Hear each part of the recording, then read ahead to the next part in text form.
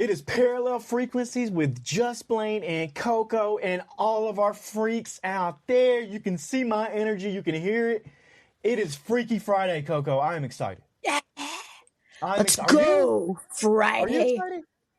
Are you excited? Always for Friday. Friday, I know Thursday I said is usually my favorite day, but Fridays are a second place favorite day. Top tier for sure. Top tier day. But Freaky Friday now makes it even that much bigger and more fun and more look forward to me. Because we get to talk to the freaks. The freaks have been talking to us. We get to jump back in and check out some of their comments, whether they're nice, whether they're mean. We like them all. We like them all. But I do like the good energy that's coming through. And I've been seeing a lot of it here lately. Good. So good. Yeah. Come on to be kind. Why not? Why not be kind? If you can be anything, be kind. Right? It's not that hard. Is it? No. Is it really that hard to be nice? I don't think so. We've had comments about my looks, my scraggly beard, my long. We've had some comments about that. And I'm like, you know what? Sure. If you're here for my looks, then you're here for the wrong thing, right? Yeah, come for my looks. That's right. Hey, but you did get a comment that said, damn, she's cute. And I'll say that that's the kind of energy we like. Don't talk about me being scraggly. I'm all right with that, but I'm still on the debate whether they were talking about me or they were talking about Uma Thurman and Kill Bill on that one. I feel like it could be taken either way, but I'll take it. Thank you. Thank you for that. I think it was about you. And the long hair, the beard, the hat, it's your brand, right? It's your brand. You're just owning it. And I love that. It's recognizable. And we'll go through and see what other people out here are saying. But I got some great comments pulled up here. And let's start with this one because we were talking about Ted Lasso and how kindness, I think I said something along the lines of, we were talking about kindness is not a weakness. And somebody says, WTF is this guy talking about? Kindness is weakness. And another one says, he's still on the sheep scope. And then I see at Practically Magic Podcast. That's you. You jumped in there and you said, we'll see about that when all the ladies pick the genuine nice guys to make new generations of humans with. I love that. Sometimes I pull it out. Sometimes I have some eloquent things to say. Sometimes not on the air when I'm actually recording, but that's one I'm proud of. I'm proud of that one. Yeah. We put another one out when we talked about Kill Bill, and we were talking about the soundtrack and the iconic sounds that were in there. And at Steel Paradox hit us and said, I think more of Young Buck sampling it, to be honest. I love this comment because I'd forgotten about the rap song Bang Bang by Young Buck back some years ago. I don't want to start guessing how many because I bet it was way more than I think it was. But he used the sample from Kill Bill. Great shout out from Steel Paradox there. Nice. Here it is. Damn, she's cute. I think they're talking about you, Coco. Okay. Sure, I'll take it. Cute is my name, my first name, when you take every other letter out. So. Okay. I'll take it. They were just giving me a hi. They were just like, hi. And I'm like, oh, hi. Hi. I'm going to have to say it was for you. And I like that kind of energy. Don't talk about the looks in a negative way. And don't go any further than saying, damn, we're cute. That's all we need. That's it. Sure. That's it. Nothing more. A little pick me up. That's nice. We got into our last Wistful Wednesday, not this Wednesday, but last week. Whoo! So many comments on Alien. And of course. I enjoy those kinds of comments because here's one right here from @Donna Fraser. My all-time favorite movie, even now. Aliens is just something different, and Ripley hasn't been beaten by another female action star yet. I totally agree. 1,000,000%. And we got. Yep. We'll get to another comment where somebody said a little something different than that. But yeah, I'm with that one right there. And here it is. @Andrew Russell because we're talking about Ellen Ripley, says, greatest character ever written. Can you actually read? Whoo. Can Now, you I'm going to have to say, read? first of all, I'm not sure what being able to read has to do with any of the Yeah, Ripley being I the guess. greatest character ever written.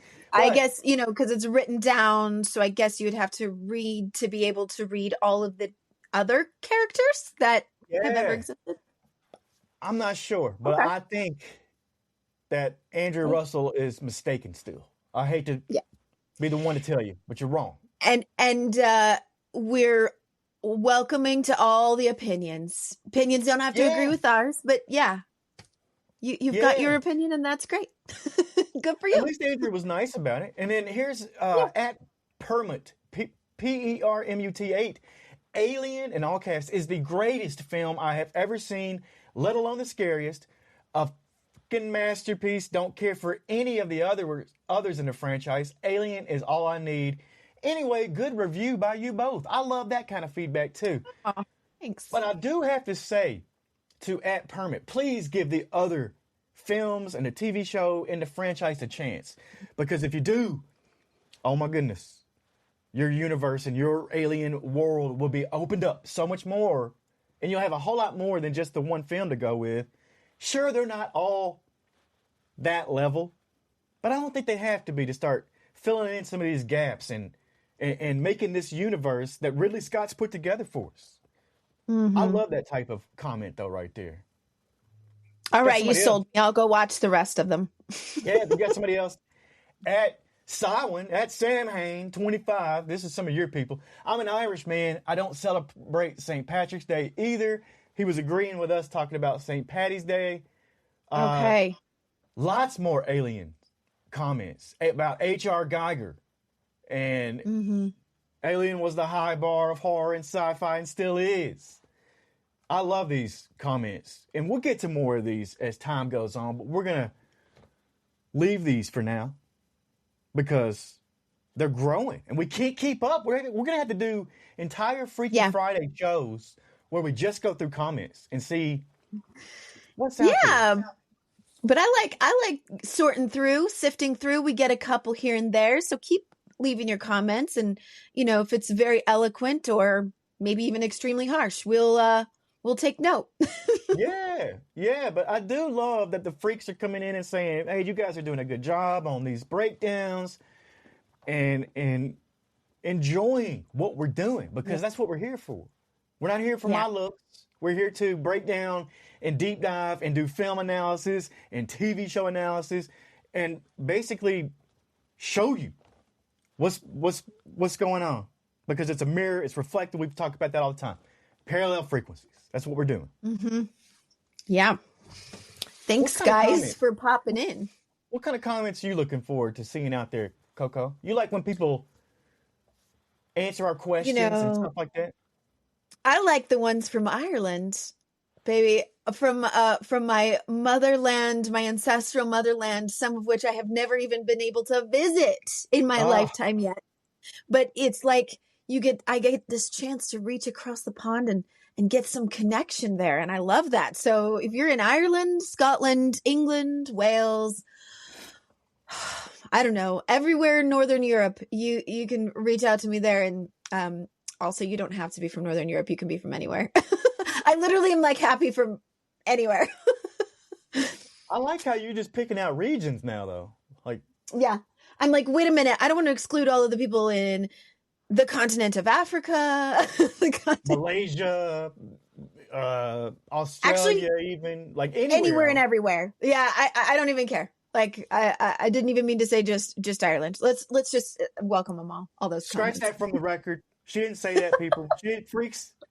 But if you are an Irish freak, though, hit up Coco. Start a new fan club there for us. We love that. Bring us over there. Oh my gosh, that would be a dream come true for me. Let me show you something I found that ties into Feature Friday, because now we'll transition from Freaky Friday to Feature Friday, and today is a special one. I'm hyped up for it, and We normally do like a movie or a TV show, but this one, we're going to highlight women voice actors. And this story right here really got me interested in this. You had this on the docket already, and then I caught this the other day. And then it's an anime cartoon, Adult Toph. And it's going to be voiced by a blind voice actor, Dion Kwan, I believe is her name. And I thought this was one of the coolest things. And why not? One of the coolest things.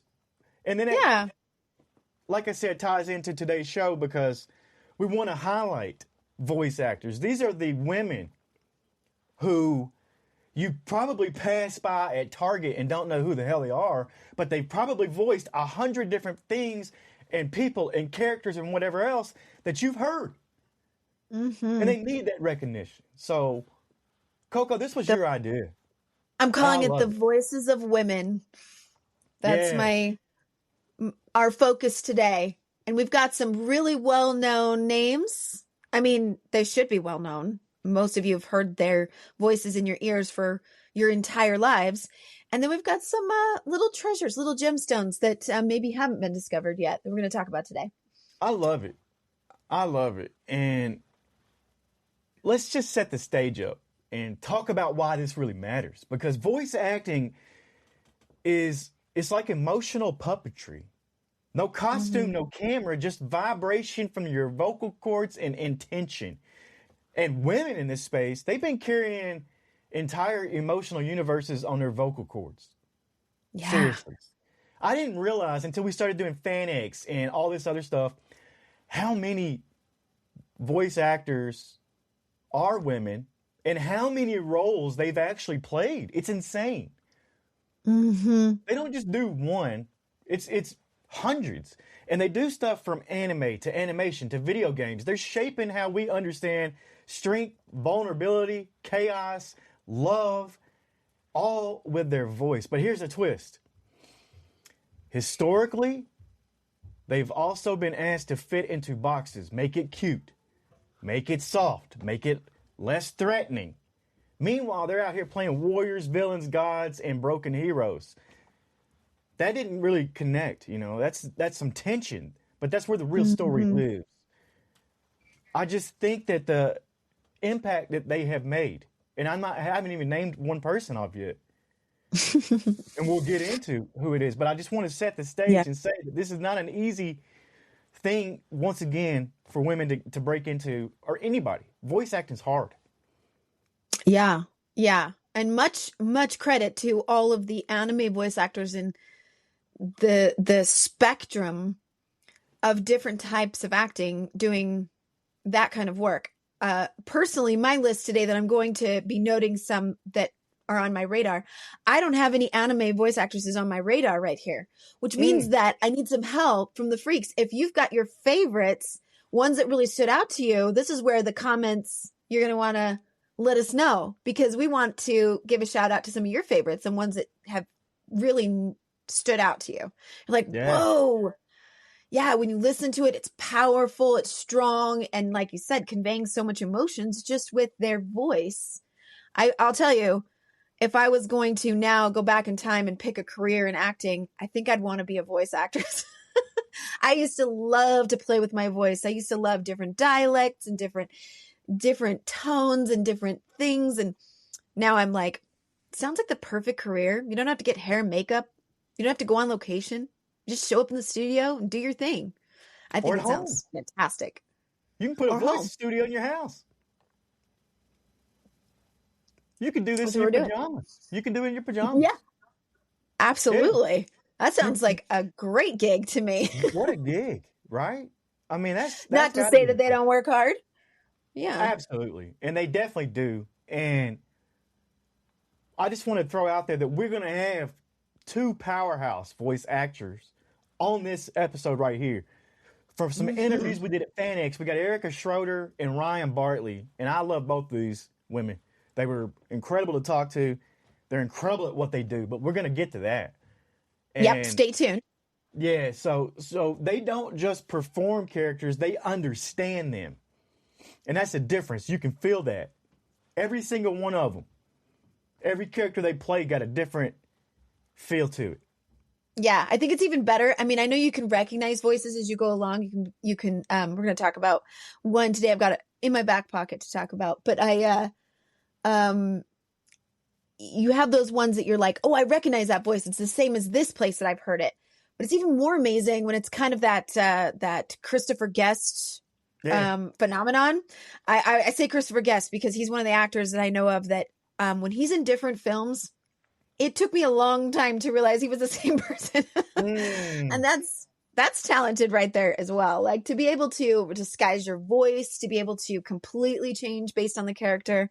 I love that. And that is really, it's really a lot of talent to be able to do that. It is. And the performance itself is an invisible performance. So let's talk about this weird paradox of voice acting, because you can scream, cry, break down, but nobody sees your face. So the question for the voice actors has to be, how do you make someone feel something without being seen? I know their characters are seen on screen and the animators do a lot of that, but a lot of this is just acting in the dark. It's trusting that your voice is enough to light the room up. And that's kind of wild when you think about it. No facial expressions to lean on, just tone, breath, timing that they have to get completely accurate and right. So it seems like an easy job. And of course, we know it's not when we were setting it up, talking about, oh, let's just do this from our home. No. There's a lot of work that goes into this. Absolutely. And noting all of the beats and pauses, noting the breath, all of these different things. I mean, I think there's a lot more that goes into it than we realize. Yeah. And much credit to them. About a couple of the names right now. We haven't mentioned anybody yet, but even IMDb has a list, and it's June Foray, Joan Gerber, Tress MacNeille, Rusty Taylor. You know, it keeps going. Gray Delisle, Candy Milo, Jennifer Hale. That's just the top 7 or 8. And a lot of people are probably like, I don't know any of these names. And it's okay, because you know the characters they played. Courtney, you got some names over there. What's one of the biggest names you've got? All right, I'm going to start with the big ones. We got the big ones that almost everybody, if you've been into pop culture at all in the last 30 years, have played the same characters for 30 years. Nancy Cartwright. Oh, yeah. You know her as Bart Simpson and Nelson Muntz and Todd Flanders and Ralph Wiggum. Yeah. On The Simpsons. I mean, 30 years of playing a 10-year-old boy. Can you believe it? And I've seen her on interviews. I've seen her talking about it. I love that she loves to play with that voice. I love that she surprises people when she's out in public. And sometimes she just gives them a little Bart Simpson and they're like, oh, it's you? I mean, they're not going to recognize her by her face, but they know that voice, right? Like I said, you could walk by these voice actors in anywhere you're out in public and you wouldn't know. I know Nancy Cartwright might be recognized by some, but she's still not recognized as much as an actor who is seen on the screen, like their actual face or whatever. I probably wouldn't recognize Nancy Cartwright. I probably wouldn't either, even though I've seen those interviews and I've seen pictures of her. I've seen her talking in Bart's voice. I've seen all this over the years, but I think if she was passing me in the grocery line, I probably would just think she was any old average person. Just another one of us. Another one of us. Another one of us normies. A normie. A freak. Maybe she's a freak. I hope Nancy Cartwright's a freak. She would if she listened to the show. She'd be a freak. I know she would. Yeah. She's fun like that. I guarantee you she'd be a freak. And then we have, of course, Yardley Smith playing Lisa Simpson. She's one of the ones that only plays one character on that show. Her voice is very unique, very specific. You know that voice. But I want to point out she was also the little girl Cecilia in the We're Back, a dinosaur story from 1992. These are for my nostalgic 90s millennials. You know, we remember that movie with John Goodman playing Rex. I mean, that was Martin Short, I think, was another one. Ray Perlman, she did a voice in that movie. So, big names. And then we have that adorable, childlike, almost high in the vocal cords, Yardley Smith's voice that she does there. It's absolutely iconic. I love it. Incredible performances. And that's what really hits hard. And it's also, how do I tiptoe around this? Because it's women, it's harder. We've established that. It's this business and industry and all of that is harder to get into.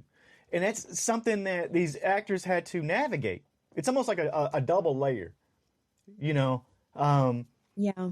They're doing their own character, yet they're dealing with the real world. And still, it's like you got to go into the booth and be emotionally expressive, but not too much. Be strong, but still be likable. Be unique, but you still better be marketable. And yet they created some of the most iconic characters ever. Bart Simpson is going to live forever. And that's and she's one of those that she just keeps right on going with the series. I mean, there have been others that have come and gone and play the same character as someone else, but she's been one of the tried and true, not going anywhere anytime soon, Bart Simpson. Yeah. And these characters that these women have given us over the years, they've taught us how to be brave, how to feel deep, how to survive chaos. And the kicker is a lot of the performances, most of them, came from spaces where they weren't even fully seen or sometimes even credited. And that's wild too. How do you... Yeah.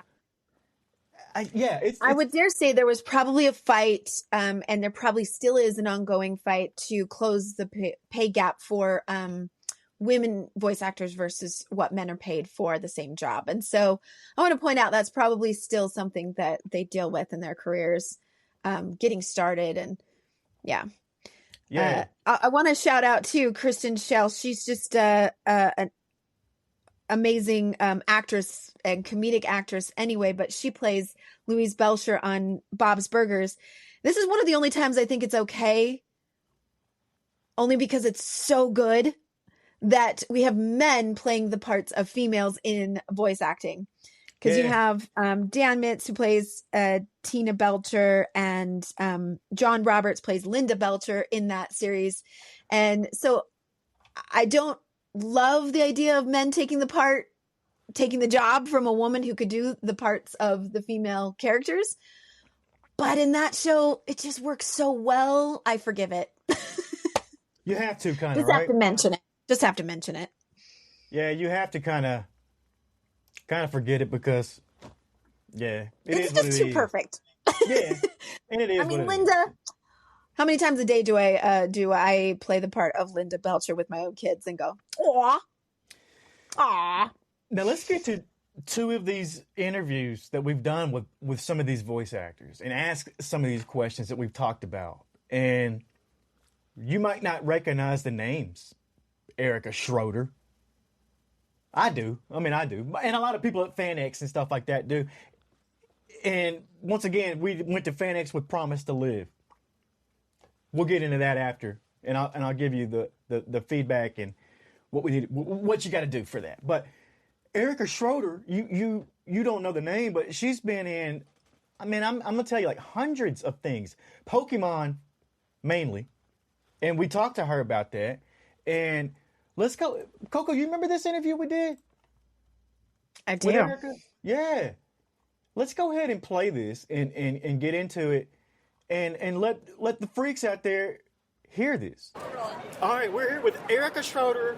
Now, she is only one person, yet the voice of what, about 1,000, 2,000 characters now? Honestly, probably. There's a lot of uncredited material out there because they're really focusing on American and Japanese when I do dubs for France and Germany and many other countries as well. Now, I got to ask a question. It'll be a tough one because it's like asking a favorite child. Do you have a favorite character that you play? That's exactly what I say. I literally say what you said.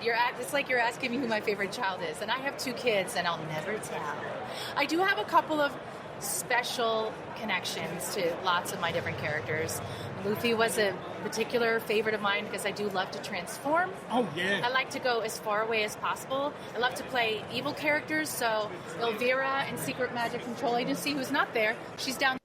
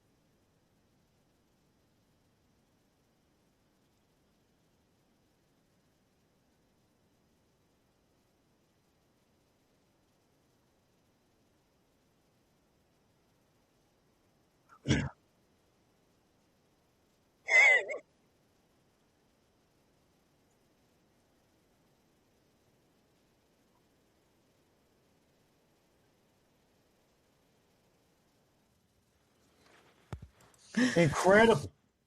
She's amazing. I forgot love her about her. advice too. Yeah, I forgot about her talking about nature like that. Absolutely. That's I was like, you can hear my gasp in the interview. Did she just say that? and that's Get out in Erica nature. Schroeder. That is it's my jam. Erica Schroeder, Sonic.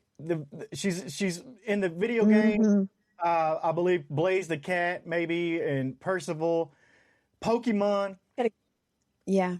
Tokyo Mew Mew. Lots of. I'm telling you, like you see, and every one of these Long voice way. actors has those posters up behind them, and there's so many characters, and it's I know. wild. What a fun job. What a great career. I just think that sounds so amazing. And maybe doesn't get quite enough of the in the starlight or in the spotlight unless they happen to do a little bit of both, which I would Yeah. like to bring up my back pocket person if I could. Go ahead. The Yeah, one I've let's been saving. One of my favorite actresses, voice actress and on screen is Christine Cavanaugh. And we lost her in December 22nd, 2014. Yeah. She did absolutely. If you look her up, you will recognize her. I promise you will. But one of my favorite things that she did was Chucky Finster on Rugrats. So for all my people who are my age, you'll all remember watching Rugrats when you were kids on Nickelodeon. But she also did Real Monsters on Nickelodeon. She was also in the Sonic the Hedgehog TV series. I'm not sure which part she played, but she was on Darkwing Duck, Dexter's Laboratory, and people know her most. One of my favorite movies of all time was the voice of Babe. Oh yeah, you remember her? She was in X-Files in live action and not voice acting. She was on one of my favorite episodes, Small Potatoes. And she has one of the most iconic voices. She was also on Cheers, Wings, Everybody Loves Raymond, ER, a supporting character in Jerry Maguire. This woman's epic. And you know what else? She was born right here in Layton, Utah, and passed away. She was living in Cedar City, Utah. So she's one of our own. One of our own. So I just had to bring her up and put her out there. She's one of my absolute favorite voice actresses, but also she deserves credit for all of the things that she did. I love that. I love that. Like touched all aspects of. She actually had what I would consider my dream career. It sounds like working on all that stuff there. Like you named off Cheers and all these sitcoms. Like that's yeah, I'd love to do that. Let's go ahead. Passed away too young too. Yeah, that's for sure. That's for sure. Let's go ahead and talk to one more person, Ryan Bartley, and this is from FanX 2024, maybe. But I remember talking to her, and this one was real special to me. I enjoyed talking to her, and let's just go ahead and get into this.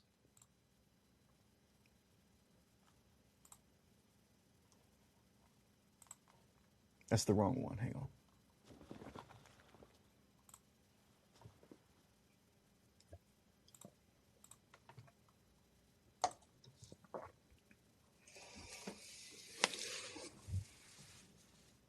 Trying to share this screen, but it's not. Oh, my hips. You're getting old. All right, here we go.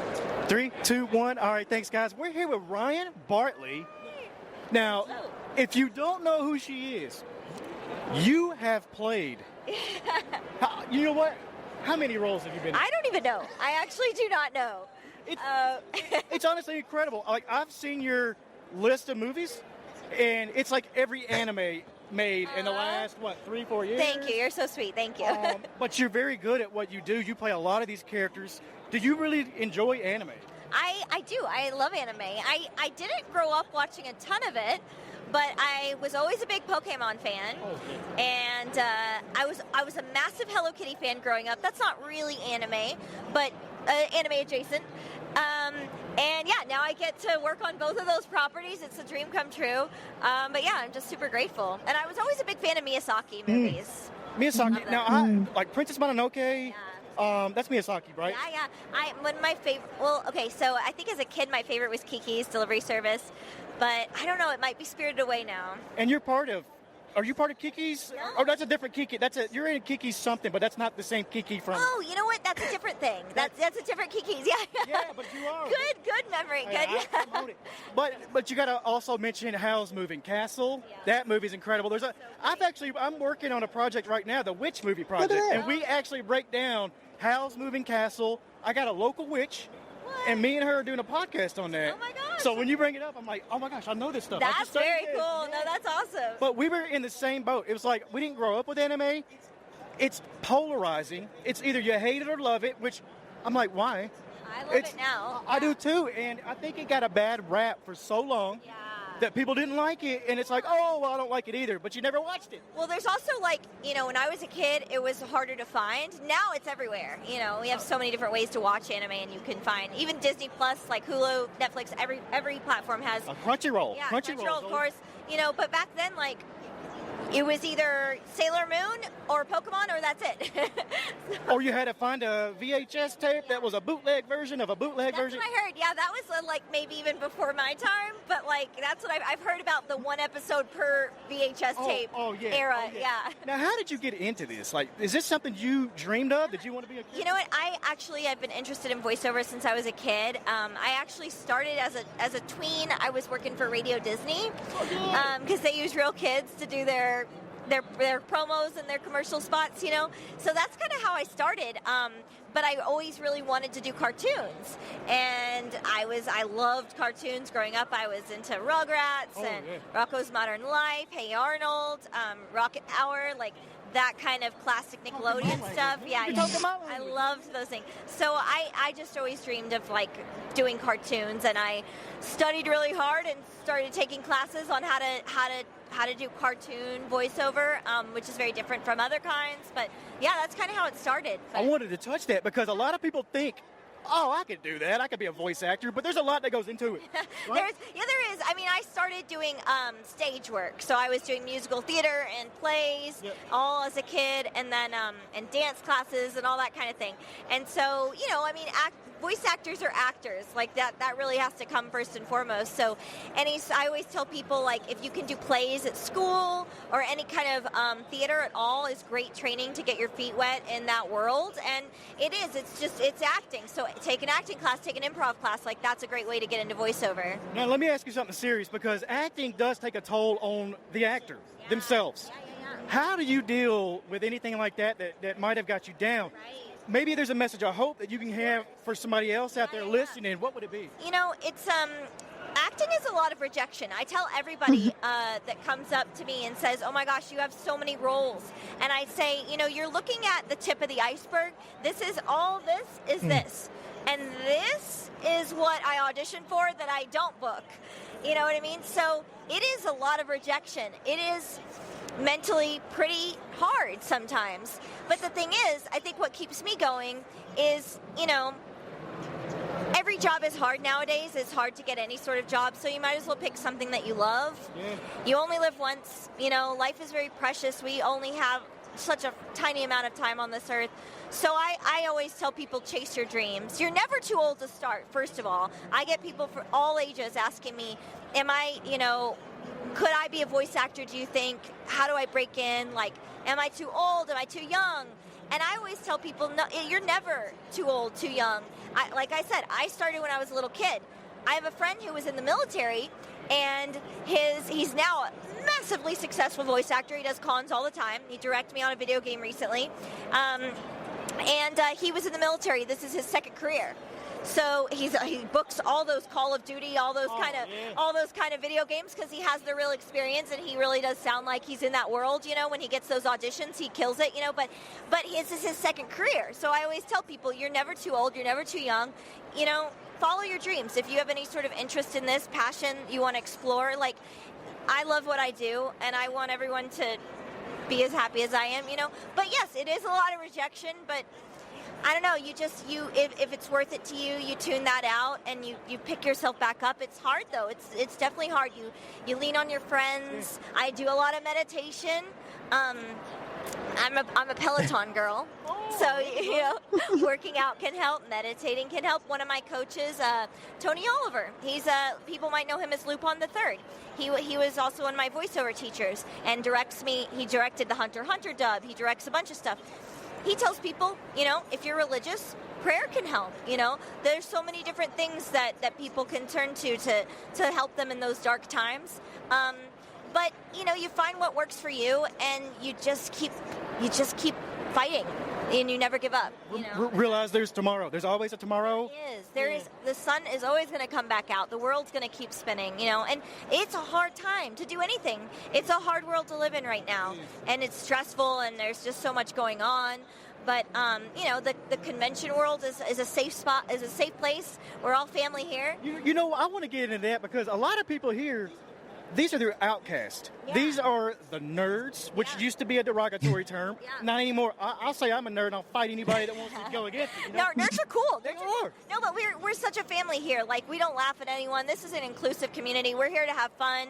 We're all quirky. We're all got our strangeness, you know, but it's nothing but love here. And I want people to come to a place where they feel like this is where you belong. Safe. Yeah, it's a safe place where you can feel like everyone is just as odd as you, and that's a good thing. You know? It's almost like there's a competition to see who can be the oddest. That's, you know, that it happens. It happens. I love it. But we're all little weirdos in our own ways, and you know, you just embrace that. And I love to see everyone bring them their unique selves to the table. Have you ever seen the movie The Craft? Oh yeah. Do you? Yes. Do you remember what they get off a bus and the guy tells them, "Look out for these weirdos," and she looks at him and says, "We are the weirdos, mister." Yeah. What? That's very relevant right here, right? So We true. are the weirdos, and we're proud of it. That's true. Let me ask you. Let me get out on a happy note. What do you have coming out now? You got a video game? You got what's big? What are you looking forward to? Talk about? What can I talk about? That's the first question. What can you actually talk about without getting in trouble? No, I have to shuffle through my brain. Like, what is out? Be careful. What's been announced? I know I have to be careful. I will say, I played a lot of people don't know this. I played the little Ghostbusters. I'll show you. In the Frozen Empire? Yes, the Frozen Empire. They're these little guys. You remember the little mini puffs? They're called mini puffs. That's their official name. Yeah. That was you? Yeah. It's not just me. There's a bunch of us that did it for this movie. A group of us did it, but I'm one of them. That's gotta be fun. And this is now streaming, I think, on Netflix. Yeah. And it's also on Blu-ray as of pretty recently. So I'll give a shout out to Ghostbusters Frozen Empire. I love that. We actually talked to Ernie Hudson, and he said he had so much fun making that movie. He hopes there's another one. Oh, yay! No, that's great to hear. Would you be a part of another one? Oh my gosh, yes, in a heartbeat. It was so fun. No, I Call love her. the little mini pups. They're so cute. No, we had a blast working on that. Call her for the next one, and I want my agent fee. There you go. Get that. Thank you so much. No, thank you Yes. guys. Come on, thank you guys. Yeah. How fun was that? Amazing. Yeah. I forgot how good that interview was. That was from 2024. Like I said, once again, so none of that stuff is actually new. It's been out. I do like how she threw Disney under the bus and admitted to their child laboring because she was working as a kid for Radio Disney, and they've been doing that's a time-honored tradition. Disney. No, but she was great and answered a lot of those questions that we've already kind of talked about, how hard it is and the struggle, the tip of the iceberg. She's got 1,000 roles, not really, but who knows? She might have been rejected for 10,000. That's got to be hard. Yeah.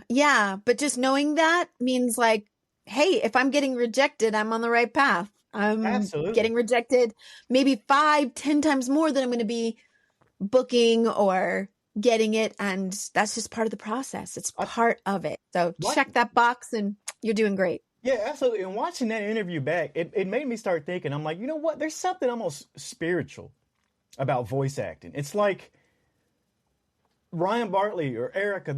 It's like they're lending out their soul for a few hours to let it live in somebody else or something else. And the audience, they don't ever see the actor. We just feel them. That's the difference. It's a different kind of fame. It's invisible but unforgettable. And I don't know. It's almost like Ryan and Erica and all these other women that we've talked about. It's almost like they are unsung heroes because they're unknown. But if they start talking, it's like, oh my gosh, everybody's going to come to them. They know that voice, and that's wild. I want to throw this out there to the freaks and ask, what voice out there, give us somebody that we didn't talk about that has changed your life or is a staple in your life. And let's build a list. Let's build a list of the best women voice actors ever and our favorites. I love that. And I think we could put that up somewhere. What do you think, Coco? Yeah. Don't forget about those that do narration for audiobooks, things like that. I'm going to give a shout out to Mary Jane Wells. Narrated a book I loved to listen to on audiobooks called Anima Rising by Christopher Moore. Christopher Moore is a fantastic author, by the way, if you ever want to read something hilariously funny. He does a great job. But her as a voice actress, she won awards for doing that book, narrating it. And I took note of her because I've listened to a lot of audiobooks, but as I'm listening, I have never heard anyone switch characters so beautifully, because a lot of times they're narrating a book that they have to play every part when they're doing an audiobook. So a lot of times, when you're listening to a romance novel and it's like a guy's voice who has to somehow be the girl and you get that, and you're like, ew, that ruined it. But not her. She did every character so different that I knew I was listening to the same person, but in my head, they became different people. And I thought she was so amazing. I started following her on Instagram, saw that she won some awards for that book. It's right there in the bottom, 2026 Audio Award that she got for that. Nice. And this is her right here at Mary Jane Wells Stories. Yes. Go follow her. Go check her out. I mean, these are like unsung heroes, right? You're not going to see her name on a lot of things or, up in lights, but she deserves credit for what she did because she's amazing. I'm going to hit follow right there. You know what? You should reach out to her. Let's talk to her on the show right here. Let's get her on I would be see, that would be me like fangirling about, because I really, really did love her work so much. I want to talk to her. Let's reach out. Maybe she'll see this show. If she does, Mary Jane, will you please come on and talk to us? We'd love to talk to you and give you the flowers that you deserve. Metaphorically, of course, because I don't have. But no, I really do want to do that. I love this episode. We went a little longer than I intended. But that's okay because these women, like I said, they do need their flowers, and we do have to put them on the map. I want to build that list and see what the freaks out there. I want to see who you got and see what Yeah. we're missing. Yeah. Tell us who to listen for. I love how Ryan Bartley, when I asked her about the projects she was working on, she couldn't tell me. And I knew I almost got out of her because I kind of knew. And it did come out later. And she was in Call of Duty, Black Ops 7. She was in the Ghost of Yote, which is a Japanese, like a samurai type game. And these were huge games. And I know she was wanting to, I knew she wanted to tell me, but couldn't. So I thought that was kind of cool. I felt like I was almost in the end.